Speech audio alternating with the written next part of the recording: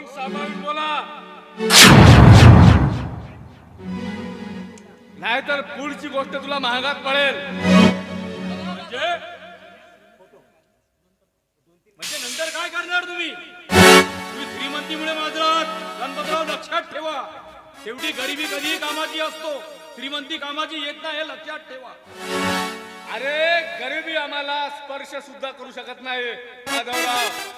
होय, तुमची पाटील की तुमच्या कामाची.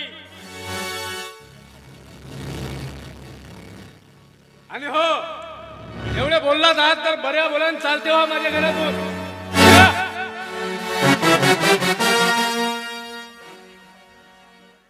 काय आणि काय माझ्या घरी येऊन माझ्यावरच शिरजोर होतात.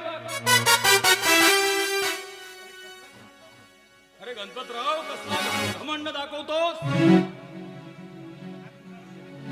अरे लक्षात ठेव, नाहीतर बघ या माधवरावाची ताकद. लक्षात ठेव, आपण चालवले तुमच्या हिवाळ्यात. तू आम्हाला भिकारी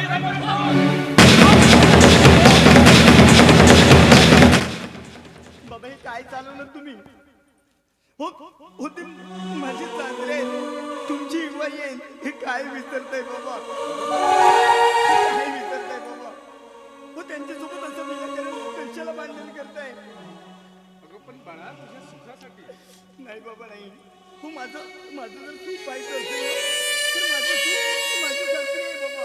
आणि बघा बघा गणपतराव, अहो तुमच्या मुलीकडून शिका आणि शांत व्हा. प्रत्येक मुलीचं स्वप्न असते की ती आपल्या सासरी जावं आणि तिथेच संसार करावं बाबा.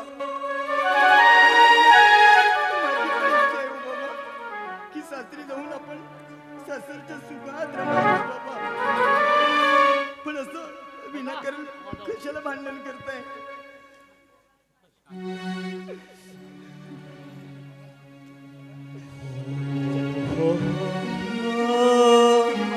समजून घाला. अगं मी तुझ्या मामाजीची समजूत घालतो, पण अगोदर तू तुझ्या वडिलाची तरी समजूत घाल. हो, हे शास्त्र तुला काय अपमान करताय? शास्त्रीजी तुम्ही काही काळजी करू नका, मी समजवते ना माझ्या बाबांना.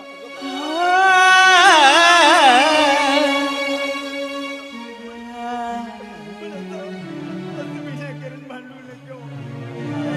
त्याची माझी सासरे काय करताय तुम्ही? गणपतराव बघा, तुमचं नाक खोसलंय आमच्या घरी. मी लक्षात ठेवा, मुली बाजू शिका थोडे बहुत. अति श्रीमंतीमुळे माजून जाऊ नका, लक्षात ठेवा. मामाजी चला, अहो आपला अपमान होतो या घरात. थांबा, मामाजी थांबा ना. हो मी ऐकून तयार आहे. अगं जाऊ दे त्यांना. काही करू नका तुम्ही. आणि बघा आम्हा मुलीचे जीवन एखाद्या मुखे काही करताय हो बाबा. आणि आम्हा मुलींना एक दिवस सासरी जावंच लागते हो.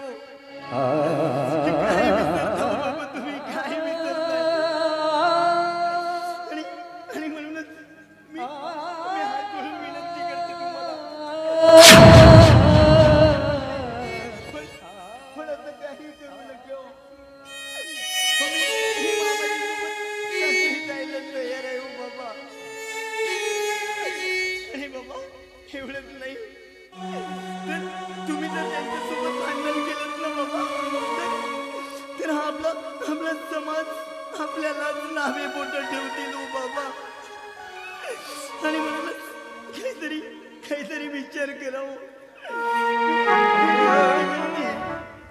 विचार करा